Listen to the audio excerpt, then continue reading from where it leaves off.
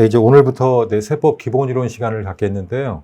이 기본이론은 저번에 말씀드린 것처럼 처음에 하시는 분들은 좀 어려워요. 그래서 우리가 만약에 내가 세법을 처음 한다. 물론 이제 학교나 아니면 어떤 시험 공부라든가 공부를 하신 분들은 상관없는데 내가 정말 세법이라는 과목을 처음 공부한다 그러면 우리가 기초이론 과정이 잠깐 시간을 좀 뒀어요. 그래서 그거를 아마 여러분들이 맘먹으면은 한 2, 3일 정도면 충분히, 한 이틀 정도면 충분히 보실 겁니다. 그래서 시간을 내셔가지고, 요번 주말이라도, 일단 기초이론 우리 과정을 먼저 한번 빠르게 보시고 나서 요걸 보시면 훨씬 더 여러분들이 편하게 세법을 할 수 있다라고 생각을 합니다.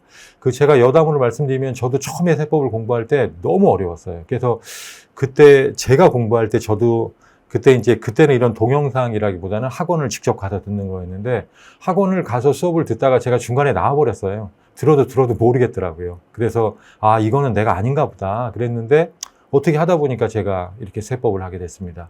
여러분들 세법이 근데 처음에는 힘들고 접근하기가 어렵지만 하면 할수록 재밌어요. 이게 물론 그 재미가 막 노는 재미랑은 좀 다른 거죠. 내가 이렇게 사회 현상이랄까? 사회적인 어떤 그 과정들을 하나하나 알아가는 느낌? 그리고, 이게 왠지 책에서 보는 어떤 학문적인 느낌이라보다, 이게 진짜 사회과학이구나. 실생활이랑 연결되는 정말 그런 과목이구나. 그래서 조금 더 여러분들이 이쪽에 관심 있는 분들은 아마 재밌게 공부하실 겁니다. 물론 수험 공부라는 성격 때문에 그 재미의 효과는 많이 반감이 되지만 그래도 제가 여러분들에게 바람은 저번에 기초이론 수업에서도 말씀드렸던 것처럼 이게 학교 중간고사처럼 일주일, 한 달 내에 끝나는 그런 준비 과정이 아니죠. 최소한 1년, 그리고 길게는 3년, 4년이 걸릴 수 있는 그런 과정입니다. 그래서 이게 절대 말 그대로 재미가 없으면 못해요. 여러분들이 노는 재미와는 약간 다른 시험 공부하는 재미를, 과목마다의 재미를 느끼시면 나도 재밌고, 하는 과정도 재밌고, 그리고 이 과정이 조금 더 빨리 끝날 것 같습니다. 그래서 여러분들이 꼭 그런 걸 느끼시면서 공부하시기를 바라면서 우리 수업을 나가겠습니다. 우리 기본이론 수업은요, 제가 이제 화면에 띄우는 거는 제 기본이론 요약서, 요걸 띄워놓고 제가 설명을 드립니다. 그리고 여러분들은 요 화면의 기본이론 요약서, 요 내용과 함께 기본이론서를 같이 보시면서 여러분들이 공부하시면 될 것 같고요. 기본이론서 순서대로 제가 우리 수업 진도를 잡았습니다. 그래서 1권에 나와 있는 국세기본법, 그리고 나서 이제 소득세법, 그리고 2권에 나와 있는 부가가치세법, 그리고 법인세법, 그리고 이제 징수 절차에 따른 국세징수법, 그리고 마지막에 상속세 증여세법, 그리고 종합부동산세법. 요게 우리 이제 세무직 공무원 세법에 나오는 시험 범위거든요. 그래서 그 부분을 우리가 한 3달 과정에 걸쳐서 일단 기본 이론 수업으로 나가겠습니다. 여러분들, 아까 저의 바람대로 조금이라도 제가 이렇게 막 웃기는 재미는 여러분들에게 못 드리는데 알아가는 재미를 제가 드렸으면 하는 게 저의 가장 큰 바람이거든요. 그래서 그게 여러분들과 제가 좀 통했으면 좋겠습니다. 일단 조세 총론부터 나가겠습니다. 말 그대로 우리가 세법을 배우기 위해서 우리가 세법이라는 거는 법 조문을 배우는 거예요. 근데 법 조문이 이게 꼭 외국어 같아요. 그래서 이게 분명히 한글로 써 있는데 이게 문구가 독해하는 게 좀 어려워요. 그래서 제가 여러분들에게 독해를 해드리는 시간이 사실 세법의 거의 대부분인데 그걸 좀이라도 쉽게 실생활과 제가 경험한 것과 그런 것들을 가지고 설명을 드리는데 이 조세 총론 부분은 학자들이 세법이라는 법률을 이런 베이스로 만들었다라고 기초적인 이론을 써놓은 겁니다. 그래서 요거는 시험에 잘 안 나와요. 그래서 그냥 우리가 빠르게 읽고 넘어가겠습니다. 일단 조세의 정의. 말 그대로 세금이라는 거, 조세라는 게 뭐냐 그랬을 때 세금이라는 거는 국가 또는 지자체가, 그러니까 과세 주체가 국가가 될 수도 있고 지자체가 될 수도 있고 우리가 소위 말하는 우리가 요번 과정에서 배우는 소득세, 법인세, 부가가치세, 상속세, 증여세 이런 거는 다 국세죠. 국가가 과세 주체가 되는 거죠. 국가가 걷는 겁니다. 그래서 여러분들이 이 국가직 시험에 합격을 하면 이제 세무서로 발령이 나는 거죠. 세무서로. 그리고 이제 지방자치단체가, 이거는 지방세죠. 지방세. 그죠? 이게. 그래서 우리가 이제 예를 들어서 만약에 증여세 신고를 한다. 아버지가 아들한테 증여를 한다. 그러면 일단 순서가, 그죠? 이제 법무사 사무실에서 이제 증여 계약서를 쓰고 그리고 등기 이전을 시켜주죠. 그럼 처음에 어디를 가냐면 구청을 갑니다. 구청을 가서 취득세를 내는 거죠. 증여받은 이 아들이 새롭게 부동산을 취득한 겁니다. 그래서 이제 취득세를 내는 거죠. 그거는 지방세예요. 그러니까 그거는 구청에 내는 거죠.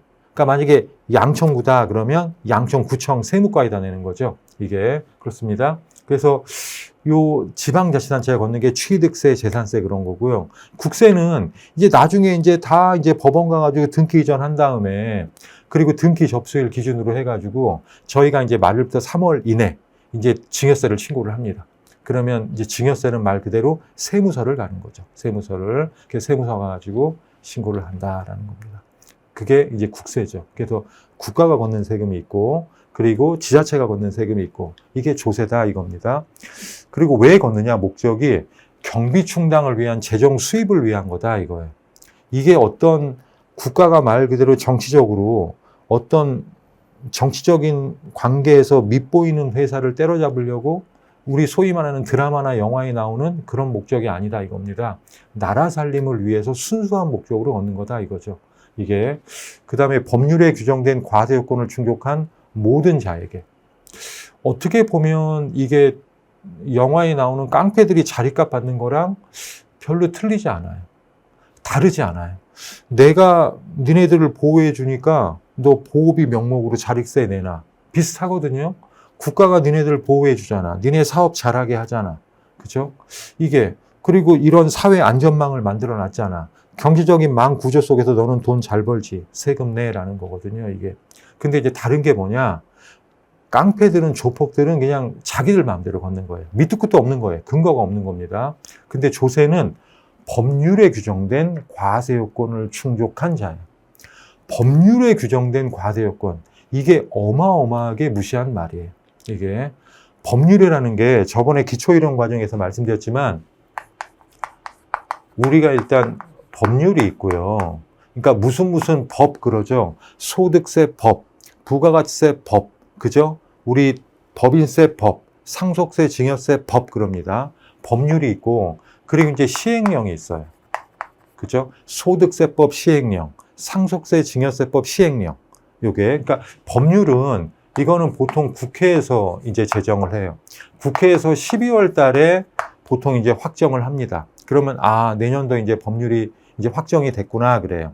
보통 이제 개정안이 계속 나오고 그걸 마지막에 12월 달에 보통 소득세법, 법인세법 대부분 특별한 일이 없으면 이때쯤 해가지고 확정을 합니다. 이거는 국회에서 하는 거예요. 국회에서. 그럼 굵직하게 이제 정하는 거죠. 굵직하게 정하는 거를 조금 더 세세하게 이걸 정하는 게 이게 대통령령으로. 그러니까 이건 국무회의에서 정하는 겁니다. 이거는. 그래서 요거는 한 1월에서 2월 초 정도. 그러니까 1월 말에서 2월 초 정도에 이건 정해져요. 그래서 우리가 시험이 보통 여기까지 나와요. 그럼 이제 세세하게 환급금에 관한 이자율은 어떻게 정하고 그런 세세한 절차라든가 이자율이라든가 그런 거는 이제 시행규칙이라고 그래요. 시행규칙. 요거는 뭐라고 그러냐면 기획재정부령이라고 그래요. 기획재정부령. 그러니까 이거는 기획재정부에서 정하는 거예요. 이거는 세세한 어떤 절차적인 사항이니까 이 부분은 우리 시험에는 안 나와요. 우리 시험에는 보통 여기까지 나오거든요. 근데 여러분들 이 순서를 아시는데 국회에서 정했다는 게 뭐죠? 우리가 뽑은 국회의원들이 정하는 겁니다. 그러니까 우리가 뽑은 국회의원들이 우리 국민들의 대리인으로서 역할을 하는 거죠. 따라서 국회에서 정한 법률은 곧 국민들이 정한 거예요. 그러니까 국가가 뭐라고 그러냐면 야, 이거 니네가 그런다고 했잖아. 우리는 니네가 그런다고 했으니까 니네가 하기로 한 대로 우리는 세금을 걷었을 뿐이야 라는 거죠. 이게 법률에 규정된 과세 요건을 충족한 자. 그러니까 어떤 대상에 대해서 누가 어떻게 걷는지 과세 요건. 그죠? 과표는 어떻게 계산하고 세율은 몇 프로고 이제 그런 걸 정하는 거죠. 그걸 충족된 자에게 걷는 겁니다. 아무한테나 걷는 게 아니라, 너 유튜브 많이 하네? 나와서 돈 자랑하네? 너 좀 돈 좀 많이 번 것 같다. 야, 세금 내야지. 그런 거 아니에요. 그죠? 반드시 법률에 따른 요건을 충족한 자를 법적 절차에 따라서 걷는 겁니다. 이게. 그래서 하는 거고요. 직접적인 반대급부 없이. 세금 많이 낸다고 특별히 뭐 얘한테는 포상금 주고, 그 집 아들은 군대 안 가도 되고, 뭐 그 집 딸은 뭐 시집 잘 가고, 그런 거 아니죠. 그냥 내고 끝나는 거예요. 세금은. 어떤 반대급부가 없이. 근데 직접적인 반대급부는 없어도 간접적인 반대급부는 없죠. 그러니까 예를 들어서 특히 지방세가 그래요. 지방세가. 세수가 많은 지자체는, 그러니까 소위 말해서 서울, 그 중에서도 강남, 서초, 이쪽은 세수가 풍성하니까 아무래도 돈을 더 많이 쓰겠죠. 그러니까 어떤 구조라든가 어떤 보안이라든가 이런 게 조금 더 촘촘할 수가 있겠죠. 이게 아무래도 확률적으로. 그만큼 예산이 많으니까 이게. 그래서 간접적인 반대급부는 생길 수는 있다. 근데 직접적인 반대급부는 없다. 강제로 부과하는 금전급부다 이거죠. 세금을 내고 싶어 하는 사람은 한 사람도 없어요. 그죠? 세금을. 왜냐면 이거는 그냥 내 돈 나가는 거거든. 사업자들, 특히 돈 많이 버는 사업자들이 제일 싫어하는 거. 세금. 근데 사실 그거보다 더 싫어하는 거. 4대 보험. 건강보험이라든가 그런. 국민연금은 그나마 돌려받기라도 하지. 건강보험은 그냥 나가고 끝이잖아요. 건강보험료는. 그죠? 이거는. 근데 건강보험료도 뭘 기준으로 부과되냐면 결국 우리가 세금 신고한 그 소득 금액을 기준으로 부과가 되는 거니까. 그죠? 그래서 강제로 부과되는 거다 이거죠. 금전급부다. 사실은 우리 시험에 여기서 나올 만한 거는 요거 하나? 금전납부가 원칙이다 이겁니다. 금전납부가. 돈으로 내는 겁니다. 옛날 여러분들 뭐 어떤 역사, 뭐 국사나 역사 시간에 보는 것처럼 뭐 지역 특산물로 내고 그런 게 아니라고 그랬어요. 금전으로 내는 겁니다. 물론 그 금전이라는 게 꼭 현찰말을 말하는 건 아니에요. 신용카드로도 낼 수 있고 하여튼 간에 금전으로 내는 거다라는 거죠. 원래 금전으로 내는 건데 다만 예외가 딱 한 가지 있어요. 상속세만. 이건 증여세도 아니에요. 상속세만.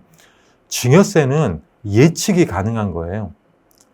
아버지가 아들한테 그 증여세를 신고한다고 상담을 하면 보통 이제 그분들 나름대로 오래도록 고민을 하고선 결론 내고 왔거나 아니면 기존에 아시는 사장님들은요, 몇 번 얘기해요. 1, 2년 전에 한번 얘기 꺼냈다가, 그래요? 그럼 제가 좀 고민해 봐야 되겠네요.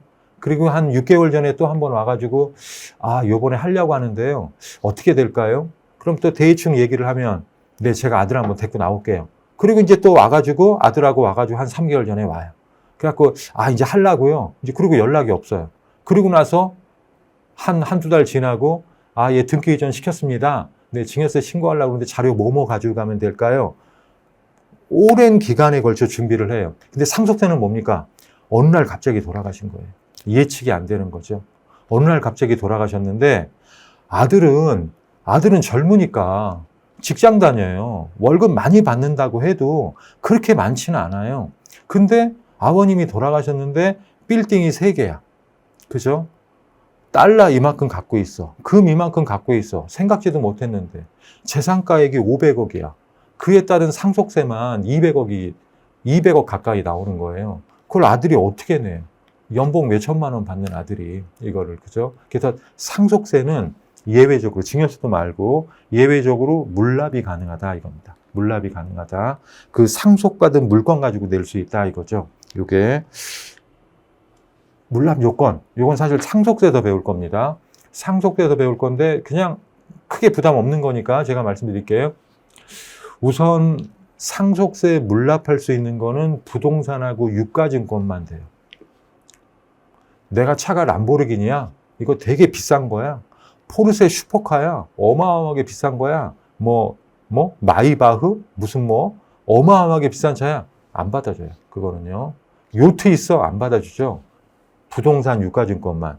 국가가 물납을 받는 목적이 뭘까요?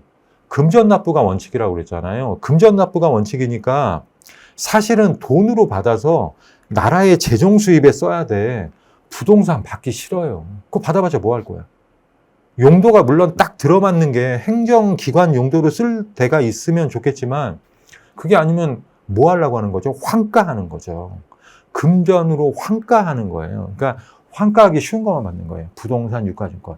환가하기 쉬운 것만 맞는 겁니다. 그래서 요 부동산 유가증권이 상속 재산가액의, 요거 글자가 너무 조금 나왔네. 2분의 1. 2분의 1보다 클 때. 그러니까 반 이상이 부동산 유가증권일 때. 그죠? 반 이상이. 그리고 그 세금이 좀 금액이 클 때예요. 세금이 금액이 클 때. 여러분들 소득세, 법인세에서 분납이라고 제가 기초이론 과정에 설명드렸는데, 분납. 갑자기 세금 낼 거니까 이게 좀 부담돼요. 그게 몇백만 원까지는 그래도 네가 마련해. 그냥. 그래서 네, 그럽니다. 바로 신고납부 기한까지. 근데 이게 1,000만 원이 넘어가면 그래 좀 부담되겠다. 그래서 개인은 2개월 이내.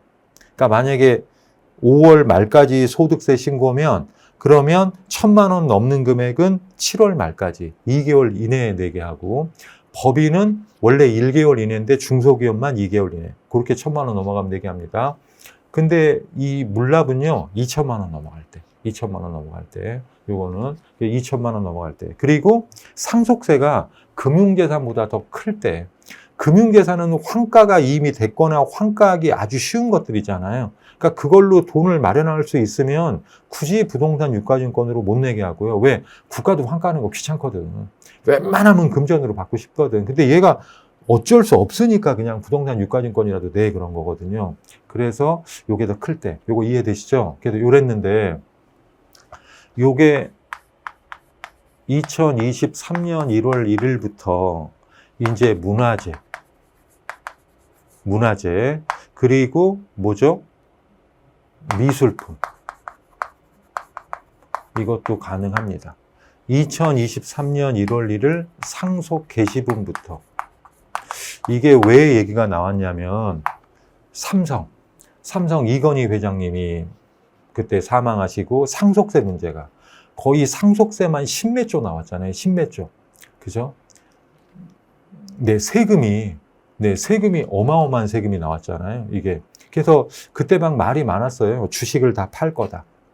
그리고 그 어마어마한 미술품이라든가 그런 걸 다 팔 거다. 근데 그 어마어마한 미술품이 어떻게 보면 국부인데, 그걸 팔아서 만약에 그게 나쁜 쪽으로 가거나 외국으로 다 가버리면 이게 마이너스 아니냐, 그래서 말이 많았거든요. 그러면서 무슨 말이 솔솔 나왔냐면, 미술품도 물납하게 해라라는 말이 많이 나왔어요. 근데 미술품 소화골동품은 이게 문제가 많은 게 뭐냐면, 이게 가치평가가 상당히 어려워요. 가치평가가. 이거를. 이 가치평가가 전문가만이, 정말 아주 극소수의 전문가만이 확인할 수 있고, 그들도 애매한 거 많잖아요. 뭐지? 청경자신가 그 그림이 진짜냐 가짜냐, 이것도 전문가들이 막 계속 의견이 오가고 막 그러잖아요. 그러니까 이게 애매했는데, 그래서 안 넣었었는데 이번에 아주 이슈가 돼가지고 넣었어요. 그래서 이게 뉴스에서 굉장히 많이 나왔어요. 또 이거 삼성 도와주려고 하는 거냐, 국가가. 그러니까 아니, 이건희 회장님 거는 끝난 거니까 이게 적용되는 게 아니라 2023년 1월 1일 내년도 이후에 돌아가신 분의 상속세부터 이걸 적용하겠다라고, 이건 법이 확정이 작년에 된 거예요. 근데 시행 시기만 이걸 늦춘 겁니다. 그래서 이제 부동산 유가증권뿐만 아니라 문화재, 미술품도 들어간다. 상속세 시간이었네요. 그냥 요거는 제가 간단하게 설명드리려다가 그냥 다 설명드린 겁니다. 요거 이해하시고요.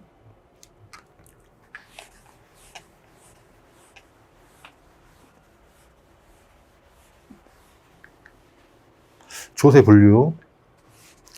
세금이라는 게 제가 세목별로 말 그대로 법인의 소득인 법인세, 개인의 소득인 소득세, 그죠? 재산의 이제 무상이전의 과는 사망으로 인한 무상이전은 상속세, 살아계실 때 무상이전은 증여세, 이제 재산 보유에 따른 가격이 좀 비싼 재산, 종부세 라면서 제가 설명을 드렸단 말이에요. 그건 세목별 성격에 따른 건데, 전체적으로 이제 또 학자들이 이렇게 분류를 했어요. 조세 정가 여부에 따라서, 기초이론 때 제가 부가가치세 말씀드렸잖아요. 부가가치세가 뭐라고 그랬죠?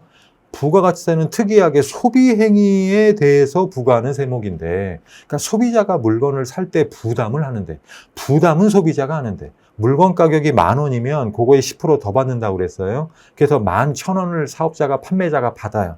근데 납세무자가 그래서 10,000원은 내가 갖고 1,000원은 낸다 이거죠. 모아놨다가. 법인은 3개월에 한 번씩. 신고납부하고, 개인은 6개월에 한 번씩 신고납부를 하고, 그 중에 기간의 반은 예정고지라고 그래서 3개월에 한 번 고지받아서 내기만 하고, 예정고지 그래서요. 그래서 3개월에 한 번씩 부가가치세 받아놓은 걸 사업자가 낸다. 그래서 간접세다 그랬죠. 납세자와 담세자가 다른 거다. 부가가치세를 설명드렸어요. 이게 주로 소비세들은 다 간접세예요. 소비세들은 일반적인 물건에 대해서 부가가치세고요. 특별히 비싼 물건, 그죠? 모피, 다이아, 가방 비싼 거, 그죠? 뭐 이런 거, 전자제품 아주 비싼 거, 이런 것들, 주세, 술, 교통운임 환경세, 이거는 말 그대로 주유소의 휘발유라든가 이제 그런 것들, 이거죠. 주유소 휘발유 가격이 다 포함되어 있어요. 근데 이거를 모아서 정유회사가 내는 거죠. 이게 이겁니다. 그리고 유통세, 거래 관계 생기는 거죠. 말 그대로 부동산 사고 팔 때 그때 인지사다 붙여야 돼. 그죠? 10억까지는 이거 15만 원짜리. 그죠? 그리고 10억이 넘어가는 거는 35만 원짜리. 그러니까 인지를 딱 붙인 걸 보면 이건 10억 넘는 거였구나. 아, 인지대금이 15만 원이나 해? 그럼 10억 안 되는 거예요. 그거는. 그죠? 그래서 요거 그 증권거래세.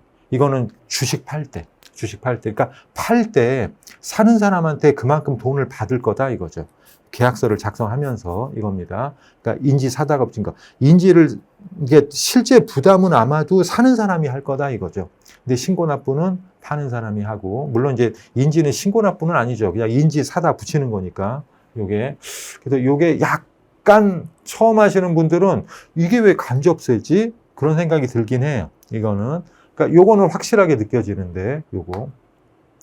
하여튼 여러분들은 부가가치세만 아셔도 돼요. 간접세. 나머지 우리 뭐 법인세, 소득세, 상속세, 증여세는 다 직접세. 조세가 전가가 안 되고 이거는 정가가 되는 거죠. 판매자가, 그죠? 실제 부담은 소비자에게 하게 만드는 거죠.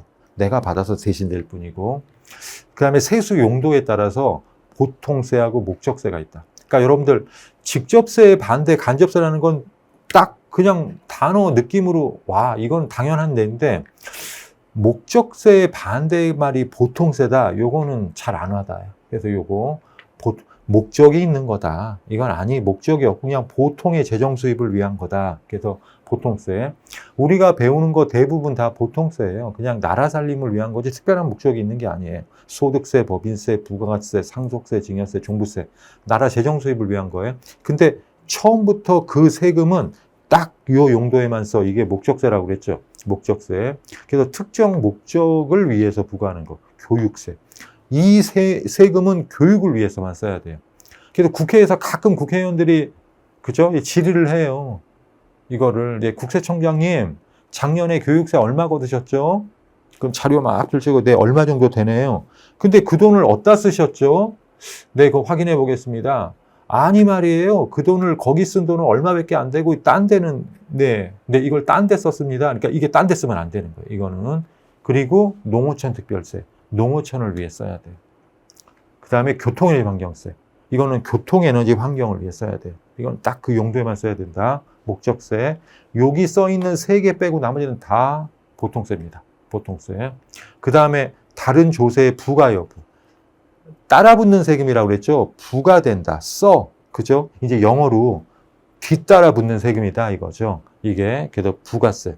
그러니까 다른 원래 독립세는요. 우리가 배우는 소득세, 법인세, 부가세는 말 그대로 대상 자체가 소득에 따라서 네가 매출이 얼마고 매입이 얼마고 비용을 얼마 썼으니까 남은 이익이 얼마니까 이 소득 금액 기준으로 곱하기 세율. 부가가치세도 네가 얼마를 팔았으니까 그 판매한 공급가액에 곱하기 10%. 그죠? 상속세, 증여세도 무상 재산이 얼마니까 거기다가 곱하기 세율 10%부터 50%. 그렇게 딱 어떤 세금을 계산하기 위한 대상이 말 그대로 소득 금액이 됐건 말 그대로 부동산 가액이 됐건 그게 있는데 서택스는 부가세는 과표가 다른 세금이에요. 다른 세금. 그죠? 그러니까 지방세로서 사실 지방소득세가 원래 소득세, 법인세 옛날에는 10%였는데 요거는 조금 말하기 조심스러운 게 지방세에서 지방소득세는 독립세로 성격이 바뀌었어요. 근데 실무적으로는 그냥 소득세, 법인세 10%라고 그래. 그냥 실무적으로는. 양도소득세를 계산해 보면은, 6,720만 원 나오네? 그러면, 사장님, 6,720만 원 정도 나오네요. 그렇게 말하면 절대 안 되죠. 6,720만 원이니까 거기다 곱하기 1.1 해가지고, 사장님, 7,500이 조금 안 되네요. 네, 그렇게 얘기를 하는 거죠. 요게. 그러니까 10% 정도가 지방소득세가 무조건 붙어요. 그러니까 옛날에 이거 말이 길어지면 안 되네. 이제 그건 독립세로 바뀌었고. 뭐, 예를 들면 농어촌 특별세? 농어촌 특별세 같은 경우도 이제 종합부동산세를 부과하면은 종합부동산세의 몇 프로를 또 농특세를 내요. 이걸, 그러니까 그 세금의 몇 프로인 거예요. 세금의 몇 프로. 이게. 교육세 같은 경우도 그렇고, 농특세는 제일 많이 나오는 게요. 여러분들 나중에 세액공제, 세액감면이라는 걸 배워요.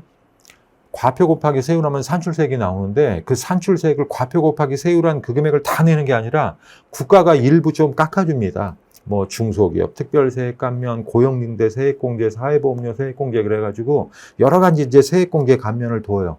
이제 우리가 배우는 거로는 뭐 외국납부 세액공제, 재해손실 세액공제 이렇게 배우는데 그거 다 빼고 세액공제 감면을 빼고 결정세액이 나온다 이거죠. 근데 세액 감면을 해줄 때 너 감면 받으니까 기분 좋지? 우리나라에서 혜택 주니까 기분 좋지? 감면되는 금액의 20%는 내놔. 그러고 농특세로 걷어가요. 그래서 실제로 여러분들이 나중에 이건 면접 보실 때 실제로 과거에 물어봤어요. 면접관들이 세무직 공무원 면접 볼 때 비과세하고 감면의 차이를 설명하세요. 특히 비과세는 세금 안 내는 거 알겠어. 감면 50% 감면, 30% 감면을 알겠는데 만약에 100% 감면이다. 그럼 이거 똑같은 거 아니야? 똑같은 게 절대 아니에요. 비과세는 아예 안 내는 건데 감면은 100% 감면이라고 해도 100% 감면 되지만 뭘 낸다고요? 너 국가가 100% 다 깎아주니까 기분 좋지. 20%는 농민들을 위해서 조금 내주세요.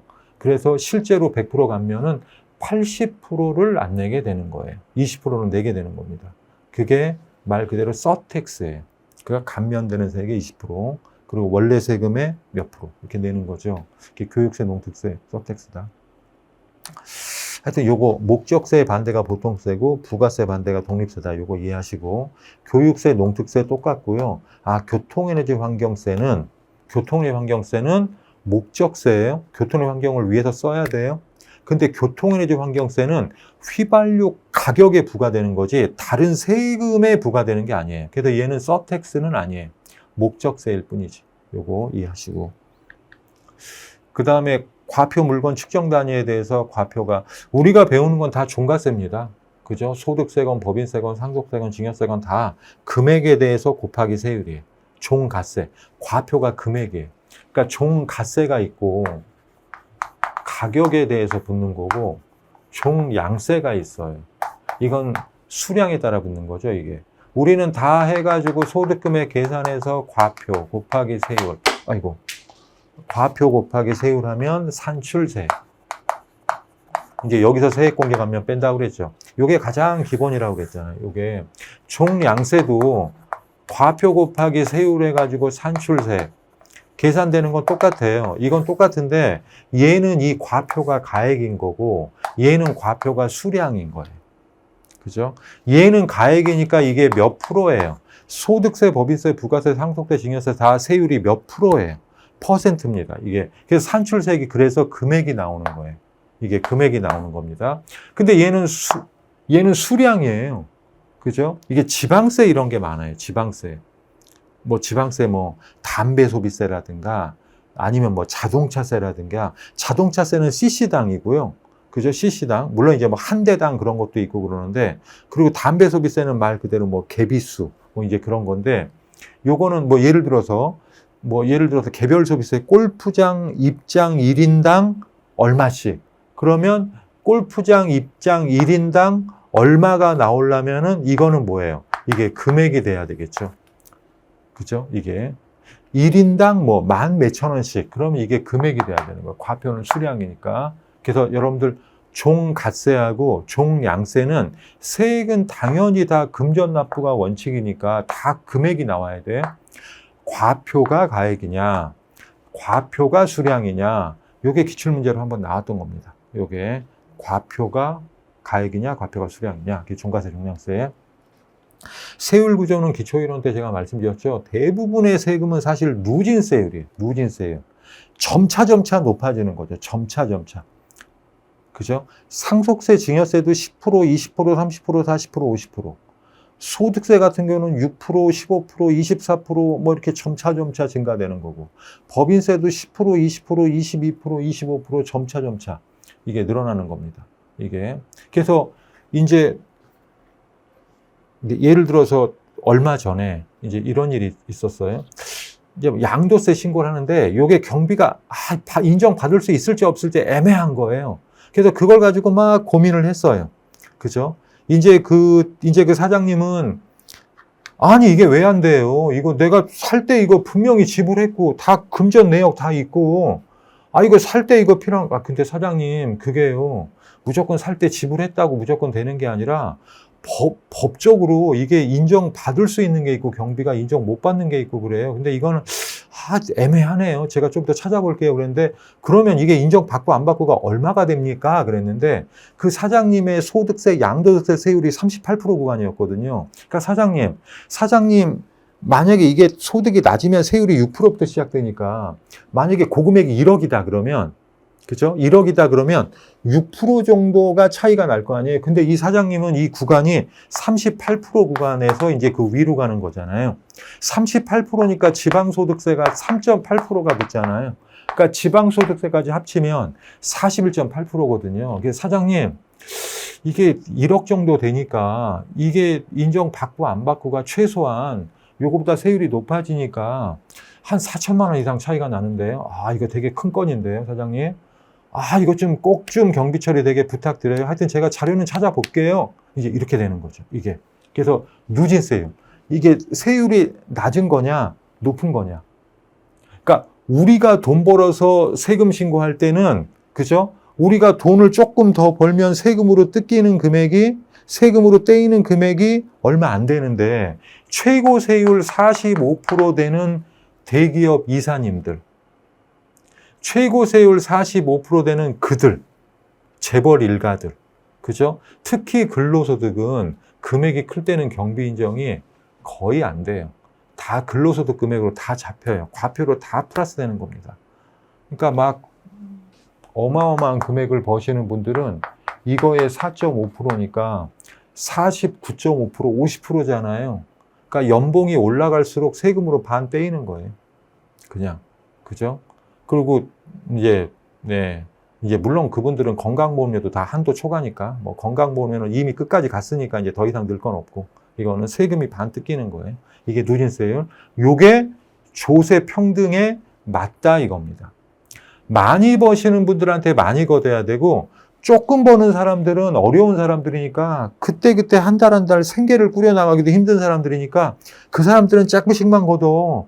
6%에다가 그거에 10%니까 6.6%만 걷어. 많이 버는 사람들은 45%에 4.5%, 49.5% 걷어. 누진세율이 조세평등에 맞다 이겁니다.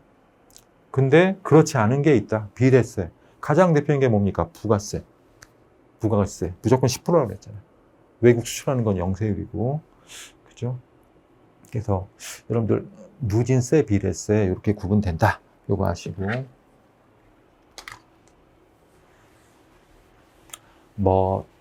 사실 이 부분은 법조문도 아니고 학자들 얘기고,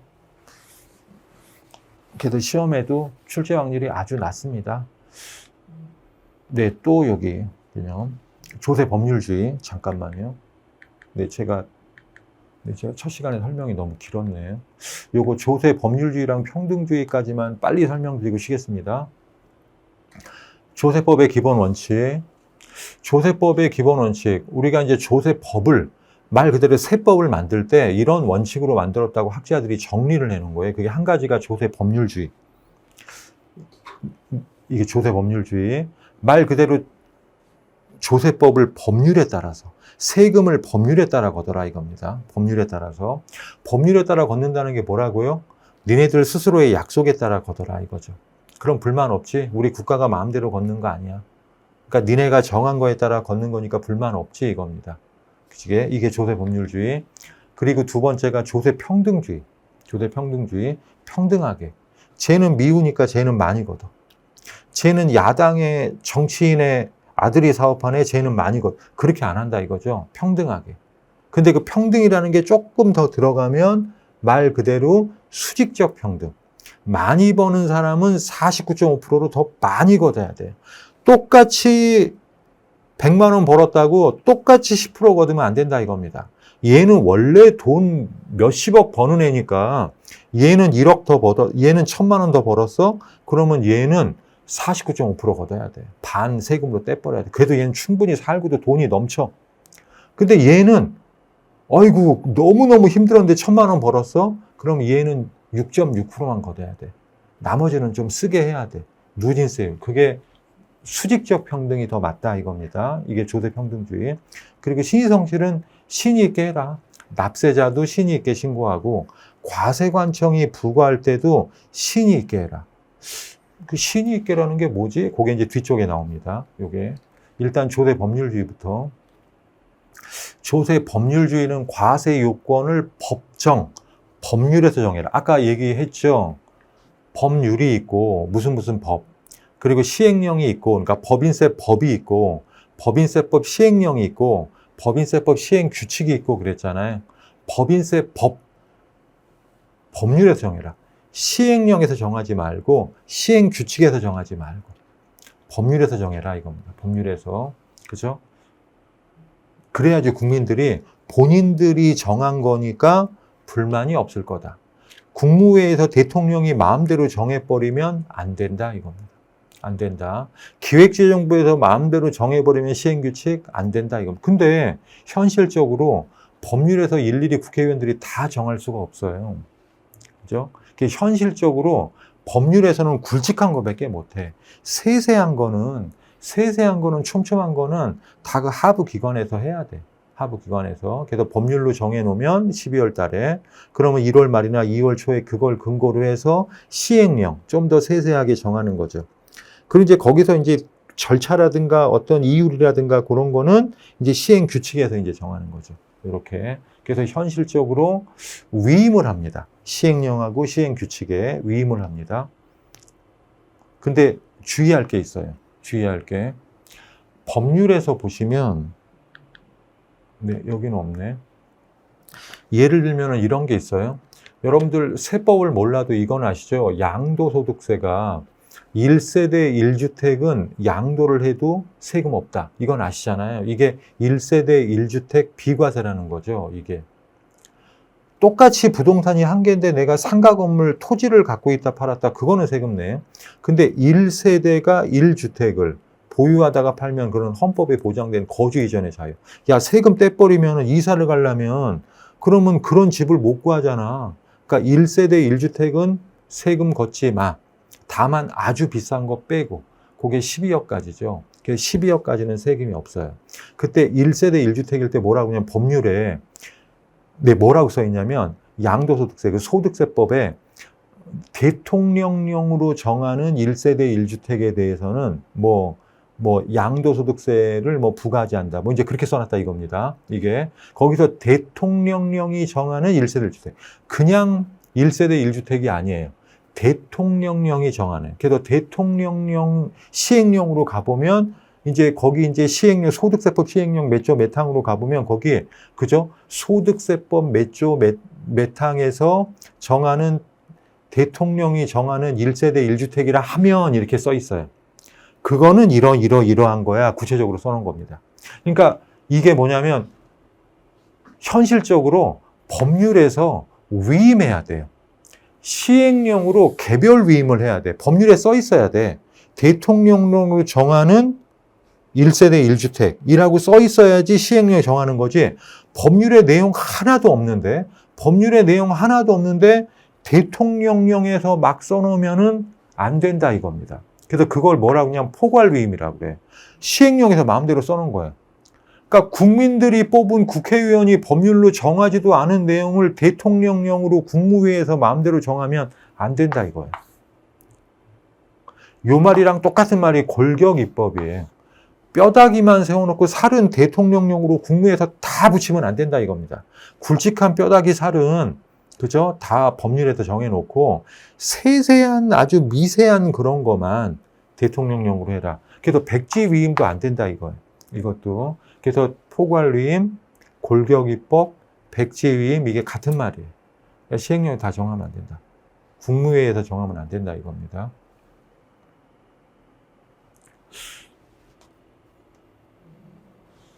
이게 과세요건 법정주의고요. 그 다음에 두 번째가 과세요건 명확주의. 그래, 법률에서 우리 정했다. 분명히 정했다.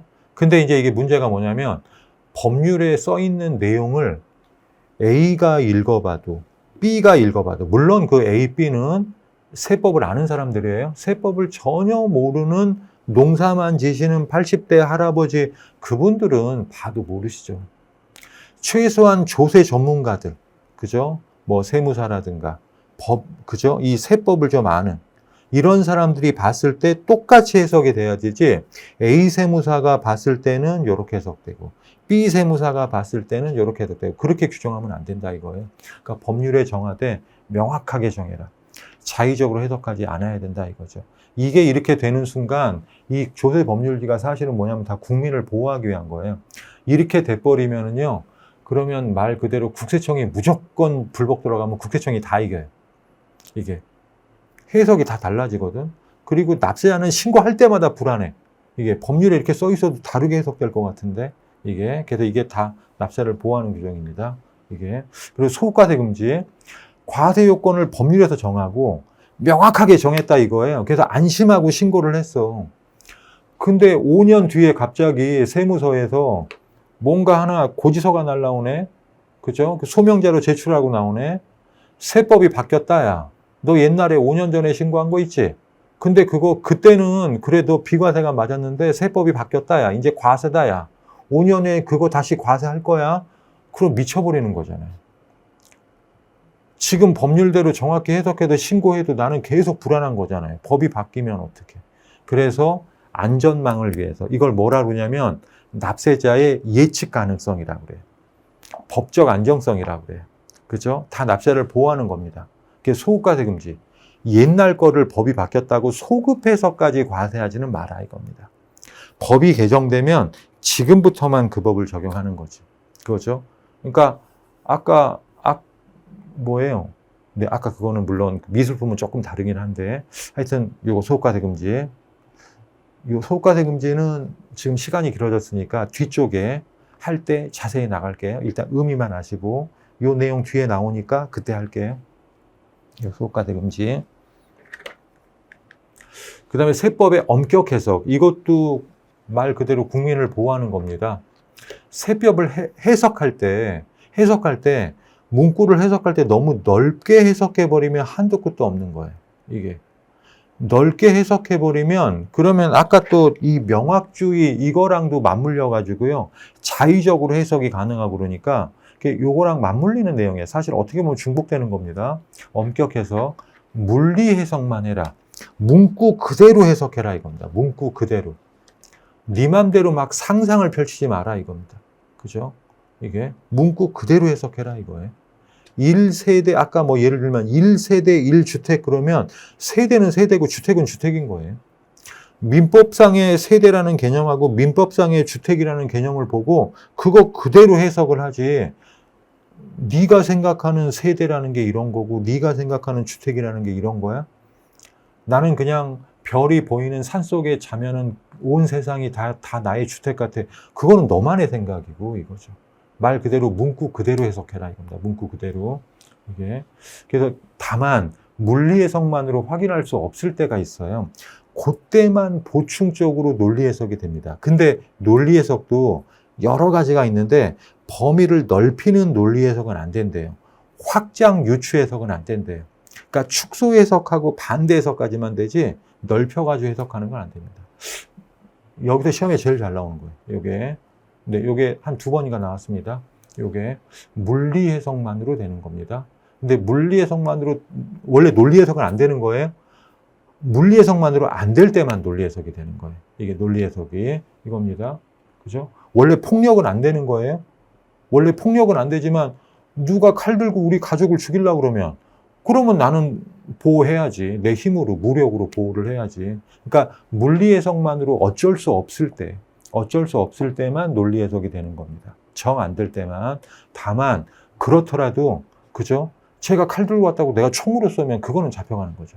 물론 뭐 그게 근데 약간 얘가 좀 폭력적이었네.